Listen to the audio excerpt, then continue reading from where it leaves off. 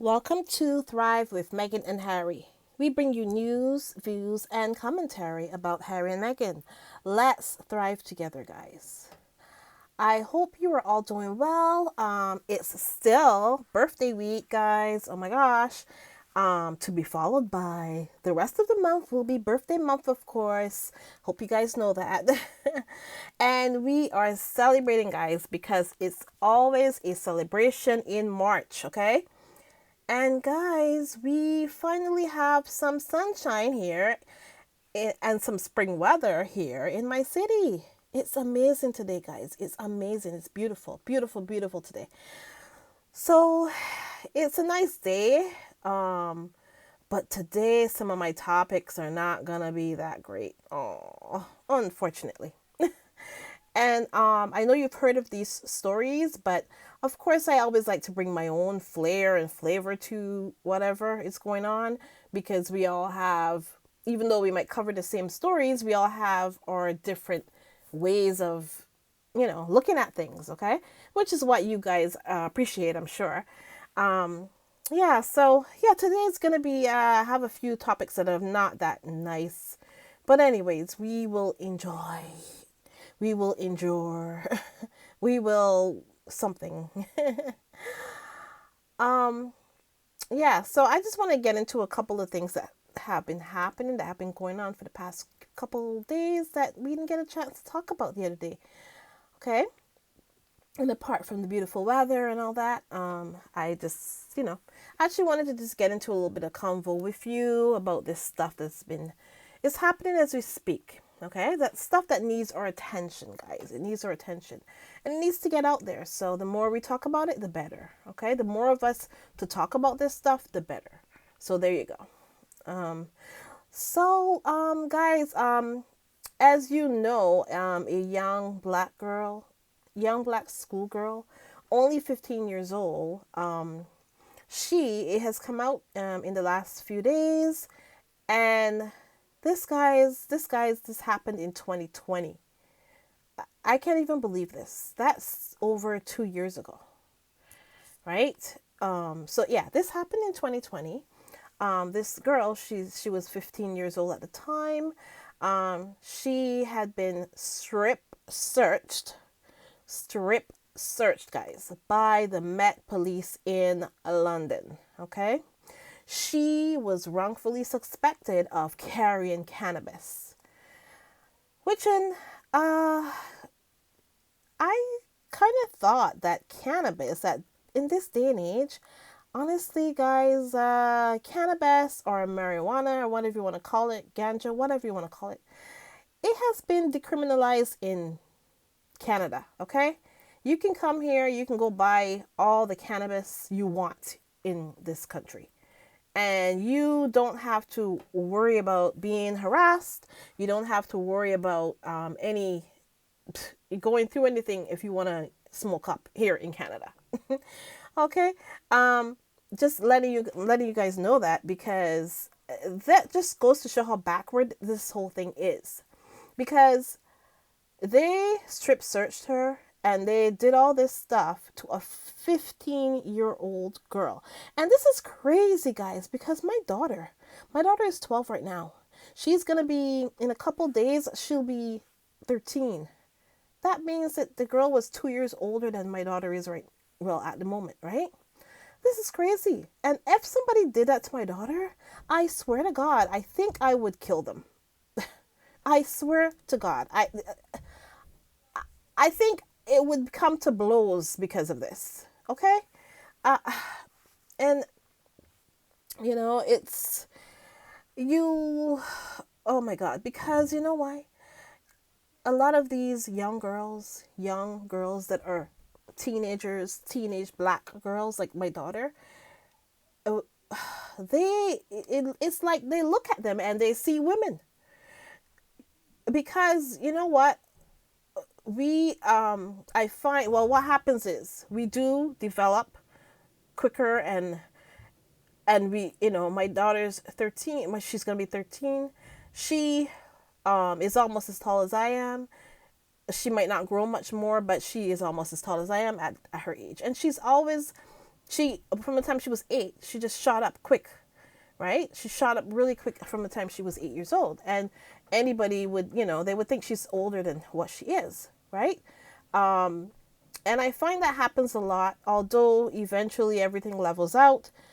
For a long time, she was one of the taller kids in the class and stuff, but now she's a lot of her friends have actually grown past her at the moment, because it seems like we do grow up a little, we do look a little more mature for our ages, and that seems to be a reason why these people use that as a way to think that a kid is an adult.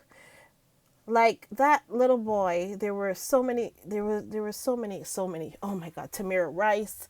He was a little boy, 12 years old or something, and they shot him because they thought he was older. They claimed they thought he was older. That's what they claimed. Then there was a little boy too. He was like 12, 13, 14, around that age group. He was riding a dirt bike and he got killed for riding a dirt bike. Okay? Because they claim he looked older than he was. They are so happy and so ready and willing to dehumanize us, first thing. And these young black kids, they are so happy and so willing and gung-ho to just to make it seem like if they're older than they are. I know there's a word for it. It just went right out of my head just now. They're trying to adultize. Okay, that's the word. They're trying to adultize a lot of these young black kids, 12, 13, 14, 15 years old and 16 years old. It's crazy. They're trying to adultize these kids, okay? And they're just because they're young, they're brown, they're black. It seems like they, just because they're that, that they're brown and black, it seems like it's open season here. It's like it's open season here, to do whatever they want to do with these kids, because I can guarantee you, if this girl was a white girl, this would never have happened. It never would have happened, because they are given the benefit of the doubt. And I have to tell my daughter this every single day, because she goes to a predominantly white school, basically. Okay? And she has to be very careful when she goes anywhere with them, to the mall or anything. She has to be careful, because they there was situations where they'd be playing, other people will be playing around and talking about shoplifting and stuff like that, and I have to tell her, don't ever go anywhere close to anybody who is playing around and thinking it's a joke and doing that. Don't go anywhere around them, please. I tell them all the time, because they will come and the first person they will see is you. That's what I tell her. But anyways, I'm kind of getting all off going all in circles here. But I just wanted to talk about this, because it's very disturbing. It's really disturbing. So guys, this young black girl, only 15 years old, has been strip searched by the Met Police in London, and she was wrongfully suspected of carrying cannabis, like I said, because apparently they claim they smelled something. The whole thing is nuts, because like I said, here in Canada, cannabis is decriminalized. So this doesn't make any sense to me, and I think that this should be decriminalized everywhere, because if it can stop stuff like this from happening, where you are gonna strip search a 15-year-old child, man, is it worth? Is the ends worth the means? I don't even know if that's the right analogy, but you know what I'm trying to say here. Was it worth it to put that young girl, to terrorize her and just put her in a situation where she doesn't want to trust people anymore, and to traumatize her, all that just because you're trying to um just because you're trying to see if she has something on her or whatever. Was it worth it? What I want to know. The long and short of the story. Was it worth it to put her through that? That's what I would like to know. And I know it's not worth it. It's not. And oh my god. And guys, the worst thing about it is this girl was also having her period at the time, which can be a very difficult time for a young girl. She had to remove her pad so that they can strip search her, and this is vile. She's not an adult. If she was over the age of 18, or at least over or 21, or over the age of 21 at least, I could kind of understand the strip searching. But how do you strip search a 15-year-old child? How? And make her remove her pad? And then, the worst thing about it is, they didn't even let her go to the washroom to clean up herself or to change her. She had to put on the same old dirty one that she had on before. That's traumatizing. It's traumatizing, guys. It's traumatizing. I cannot imagine that happening to my child. I swear, I don't know what I would do. I don't know what I would do, because this is sick. It's sick. And the people that did that, you want to tell me there's two of you, and there was two women who did this to her, two police women, okay? You want to tell me that one of them couldn't think to themselves, you know what, maybe we're going a little far if you're asking a child to take her pad off so that you can... That seems almost voyeuristic. Almost voyeuristic to do that to a child, and they knew that she was a child. It's not like if they didn't know because they went to her school. Listen, the strip search was conducted at her school there was no other adult present. They didn't have, it didn't ask permission, and all this is for cannabis. The thing that is legal in a lot of countries, like there's so many countries where that's legal. Yeah, guys. Could you imagine a child having to go through this with two strange, gruff adults? Because we all know how intimidating the police are. Even women police, they are very intimidating, and they are trained to be intimidated. Could you imagine this? I've never been through anything like this in my life. And I can't even imagine this, and I'm an adult here. I'm an adult, and I can't believe, I wouldn't be able to fathom this. I wouldn't be able to fathom this. Getting through something like this. Oh, man. But, you know what? I'm just gonna read a little bit of what the girl had to say. The 15-year-old says that the incident has left her wanting to scream, shout, cry, or give up. She wants to give up. My God. So this is from an article here that's talking about this. It says a black schoolgirl who was strip searched by the Metropolitan Police. She said that she was traumatized by the incident, and it has left her, as I said, wanting to scream, shout, or cry, or give up every day. The 15-year-old, she was menstruating at the time, like I said. She was targeted at her school in Hackney, East London, over unfounded suspicions that she had cannabis, right? A council report found that racism had been a likely factor in her treatment. Because why is she singled out? They're at a school with all these other kids there. Why was she singled out? Okay. So this is from The Guardian. Okay. They said The Guardian understands that 3 Met Police officers who were placed under investigation by the police watchdog over the incident in December 2020. 2 years ago. More than 2 years ago, guys. More than 2 years ago. They still remain on full duties.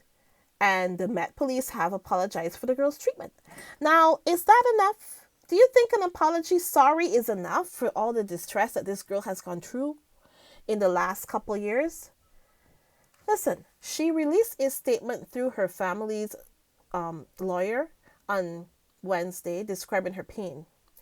Someone walked into my school where I was supposed to feel safe, took me away from my people who were supposed to protect me, and stripped me naked while I was on my period, she said.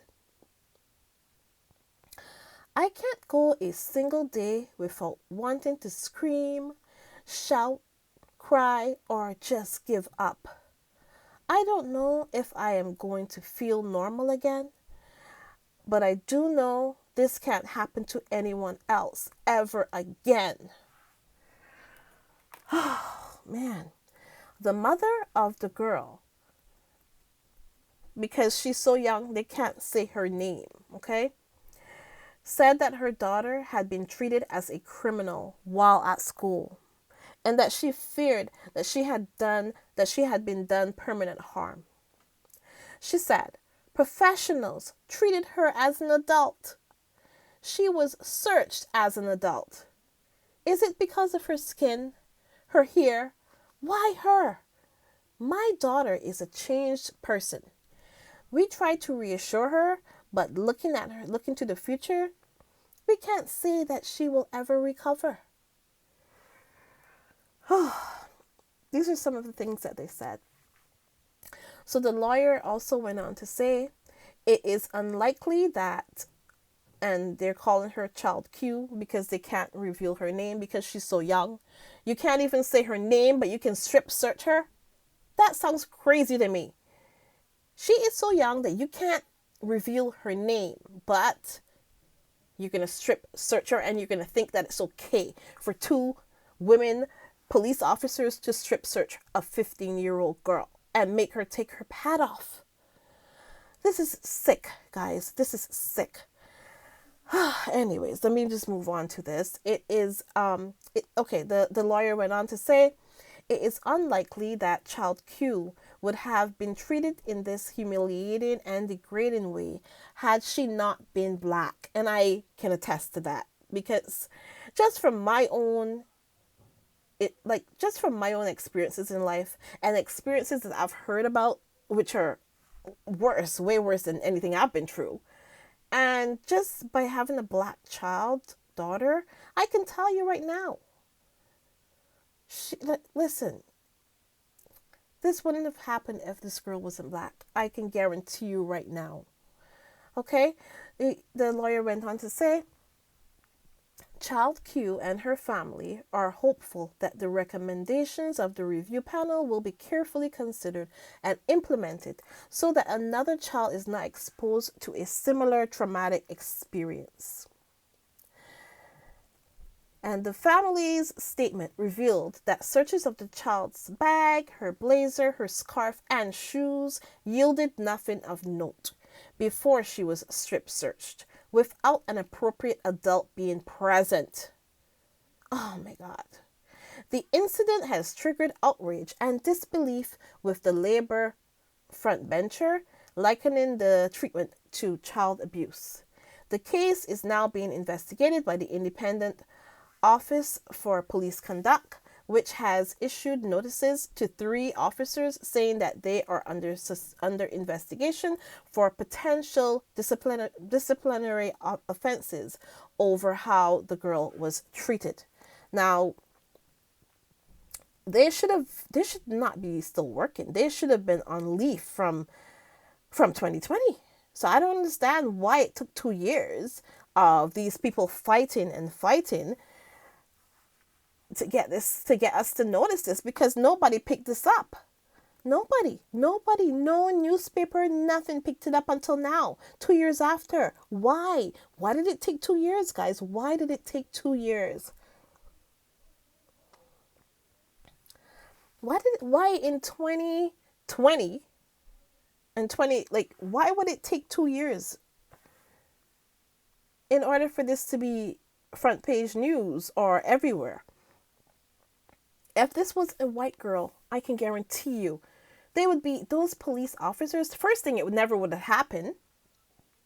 It never would have happened. And then those police officers, they wouldn't be just be allowed to just keep their jobs. No, they wouldn't. They wouldn't be allowed to do that. Anyways, let's move on here. A report by the Hackney Council, said racism was likely to have been a factor, and we all know that is that's the actual reason why this happened, and described the episode as humiliating, traumatizing, and utterly shocking. The Met have been buffeted under.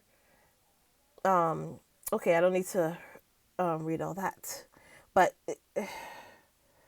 okay. So let's see here.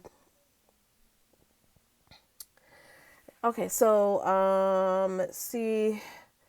This person is saying that they cannot for 1 second imagine why any one of these professionals thought that this was in any way acceptable. Remember what it was like to be 15 that they're saying here, and this seems as if it was designed to humiliate and show power, the act of an abuser. Oh my God.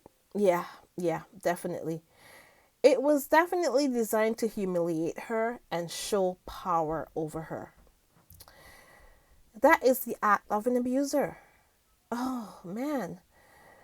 And it says here the Labour MP minister said the Met have apologized to the child that they strip search after wrongfully suspecting her of carrying cannabis whilst on her period without an adult present. So they have apologized, but that's not enough, obviously. And, oh man, this whole thing is just it's hard to look at, and it's hard to read, and it's hard to talk about. Oh man. So it also says here that a spokesperson for Black Lives Matter UK said, once again, we are reminded of the fact that the police are the perpetrators, and there are no lengths that they wouldn't go to inflict harm on vulnerable people. The horrific strip search of a black girl at school is a clear example of why police should not be in places of education. While politicians have recently called for more police officers to be stationed in schools across the capital, children are being traumatized in spaces that should be safe. The Hackney Council report said the child was made to bend over, spread her legs, and use her hands to spread her buttocks while coughing. She is now in therapy and self-harming, according to family members' statements to the inquiry. Having considered the context of the incident, the views of those engaged in the review, and the impact felt by child Q and her family, racism, whether deliberate, well, you know what, it's deliberate, okay? I'm not even going to read that part. It was likely to have been an influencing factor in the decision to undertake a strip search. The school was visited by 4 officers, including 2 women who carried out the search of the girl. Her mother was not even contacted. The child's maternal aunt said that her niece had been a happy-go-lucky girl, and now she has become a timid recluse who hardly speaks. My God. Man, this one was a hard one, guys. This was a really, really hard one for me because my daughter is so close in age to this girl. My daughter is going to be 13 in a couple days, right? So it's hard. It's very hard to realize that these people, they just love to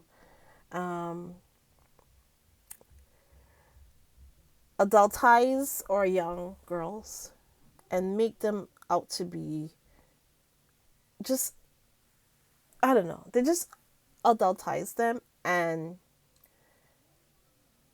the racism is out of this world. In the police, they have to do better. They have to do better. And it's not just the police there in England. This is talking about police in general. They have to do better, especially when it comes to our young black kids. There are too many of them getting killed, too many of them being strip searched, and too many of them just being treated like if they're adults. Like I remember that there was this girl too as well, a black teenager. She just got slammed to the ground by a white police officer, a man that could be twice or three times her age, slammed her to the ground, and twice her size, three times her size. He slammed her to the ground, right? And these are things that have been happening. We all know these things. We hear about these things. So it's just really sad. It's really, really, really sad. And I'm just disappointed. I'm really disappointed in the way that this has gone down and the fact that it took 2 years before any of us knew about it. It's sick. It's sick that it took 2 years. I'm very, and I heard about this the other day, and I was like, you know what? I have to do something about this. I have to talk about this. I have to spread the word. I have to, the more we talk about things, the better it is. So there you go. Guys, this is sick. It's sad. It's depressing. It's not easy to raise a black child, a black young girl in this world. It's not easy at all. And to see these things happening, yeah, it's bad. It's horrible, guys. It's just horrible, these things that happen all the time, every day, and we don't find out about it. We don't find out about it until, we don't find out about it until a year or two after. This is nuts. This is nuts. Anyways, guys, I also wanted to also talk about this other story that's a little nuts as well. So, guys, okay, we heard about this a few years back. Simon Rex, this was a co-star of Meghan a few years back. I don't even think they worked together that much, but he was a co-star of hers. So he apparently spoke out the other day about being offered a whole bunch of money to lie and say that he slept with her. Yeah. So basically, man. Okay, so it says here, a former co-star of Meghan's, Simon Rex, who the Duchess appeared in an episode of Cuts. This is all the way back in 2005. Oh my God, guys, this was in 2005 that he appeared with her in this episode of Cuts. I've never even heard of this show. So he spoke out about being asked to lie about Meghan by a particular newspaper. So he did not name the newspaper. Oh, well, it could be any of them, to be honest. It could be any of them. But either way, he was approached by a paper who offered him $70,000 to claim that he and the Duchess had slept together. Wow. When in reality, their interaction went no further than a platonic lunch. Wow. Okay, guys, do you see the lengths that people go to? Do you see the lengths that these tabloids were going to? Who do you think put these tabloids up to this? Who? $70,000 to make it, to lie and say that you slept with Meghan. Who do you think put him up to that? To put them up to that? Do you think that the tabloid just wants to say these things, or do you think there's somebody put them up to it? Because I believe that somebody put them up to this. I don't believe the tabloid just comes out and says, "Oh, we're gonna do this or we're gonna do that." No, I don't believe that. I believe somebody definitely put them up to this. So there you go. There you go. Listen, he said that he was broke as f. He really needed the money, and I guess they noticed that. They realized that. But he said, "I'll be on food stamps before I do that." He said, before adding that after getting wind of the newspaper's illegal practices, that Meghan offered up a very sweet gesture in response. So he said that Meghan wrote him a letter and and thanked him for being a decent person. And just she said, "It's nice to know there are still good people." Okay? That's what she said. Yeah, she said it was nice to know that there are still good people. And oh man. So listen, he also said that the letter is framed in his home situated in, he lives in California as well. Um so it's kind of ridiculous that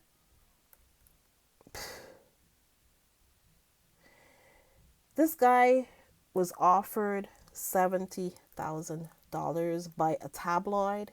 And I want to know who put the tabloid up to this. We all know who it is. I just say that, but we all know that the tabloid, no tabloid is gonna just offer somebody $70,000. I mean, they do that, but still, I'm like, no, no. I think, you know what? I think we all know that there has been this campaign against Meghan. We all know that there's a campaign against her, and we all know who's behind it. We all know, we all suspect that it's the royal family. It's one that it's the one thing that makes sense, and you know we that's what we suspect, okay, and that's what we all believe, and you know the fact that it just seems just crazy the way how somebody just all of a sudden is going to offer you $70,000 just to lie. It just seems a little nuts to me. So yeah, all roads lead to the royal family, and that's just it. So basically, this came up because he was on a podcast, and he was talking about well, he was asked about it, I guess, and then he mentioned that, hey, you know, he he said he was broke as f, and he really needed the money, but he said that he'd rather be on food stamps before he do that, before he lie about Meghan. So that was good. I really appreciated that. Um, so yeah, and and he did say that she said it's nice to know that there are still good people out there, and he wrote her a beautiful. She wrote him, sorry, a beautiful note, and he has it. He said he keeps it in his. He keeps it in a special place at home, because you know, hey, Meghan has that beautiful handwriting. We all know that calligraphy handwriting. So anything that she writes to you, you can save that and keep it for a rainy day. You can sell that one because it's beautiful handwriting there. But you know, I'm glad that somebody actually stood up and told the truth about this situation, and it just goes to show the craziness that was going on. You know, paying somebody $70,000 to lie, it's just, that's just nuts in my opinion, nuts.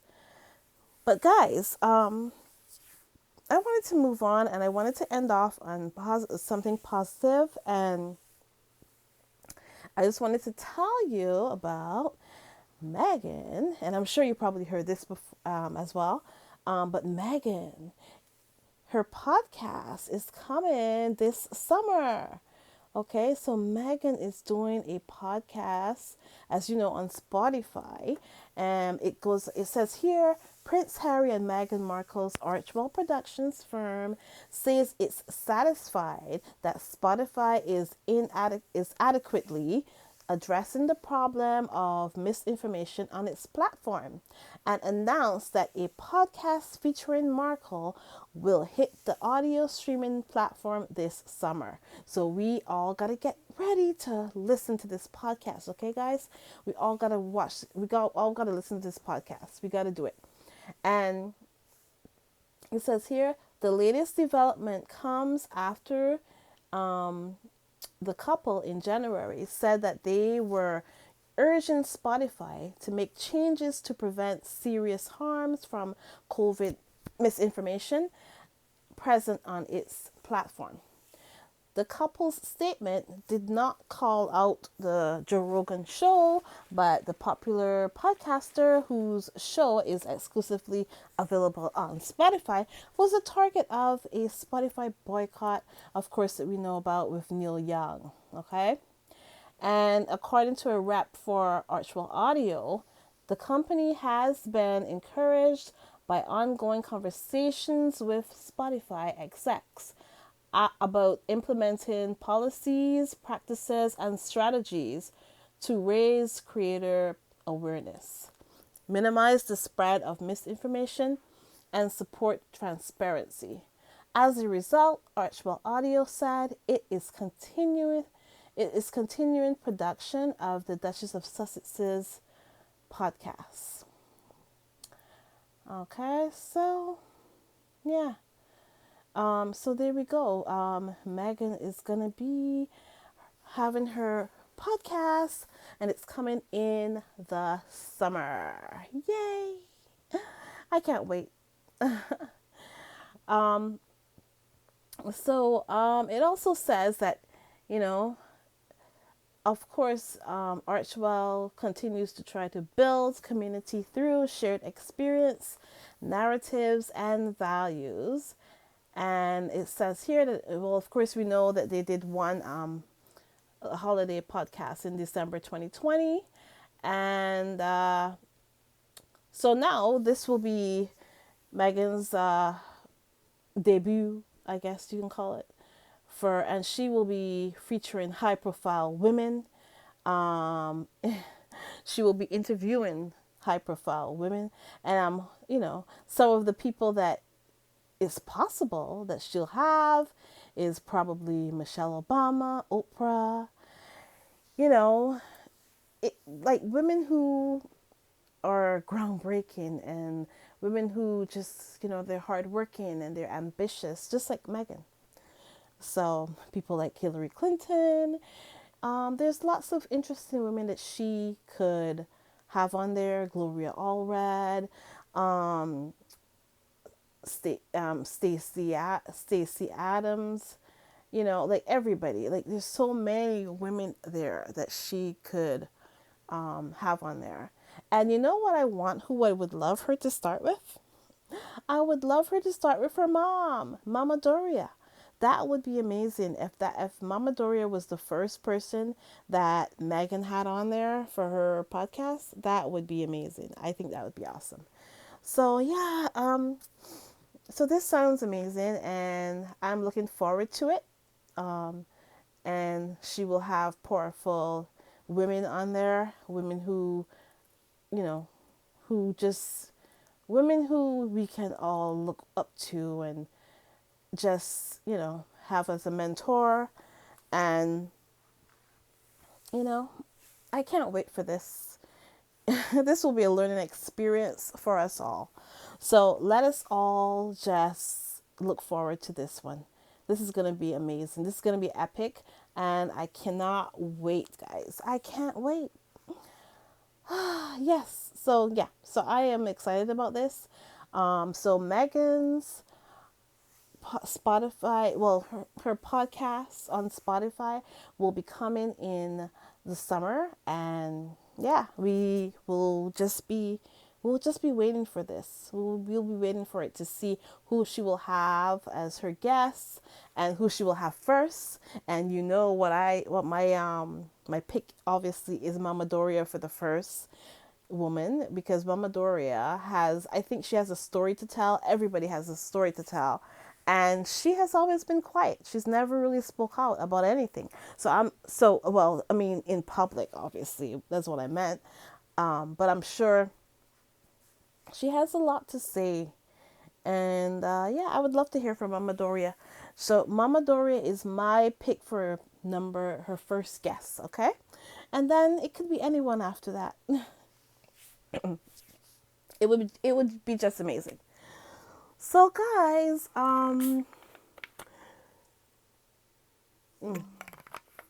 thank you so much for joining me.